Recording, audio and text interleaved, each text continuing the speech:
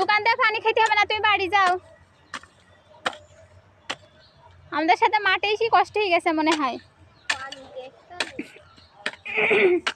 তো বাড়ি যাও, বাড়ি গিয়ে একেবারে পানি খেয়ে কেন? হাঁস মুরগি আছে, তা যাও বাড়ি তো।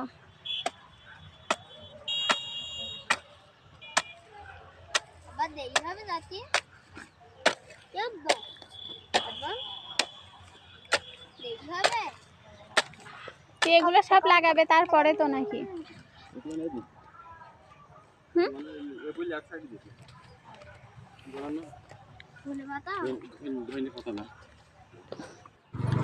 আমরা মাঠের কাজ শেষ করে এই তো আমরা একটু বাজারে আসলাম ঘুরতে হাইমা নাইমকে নিয়ে।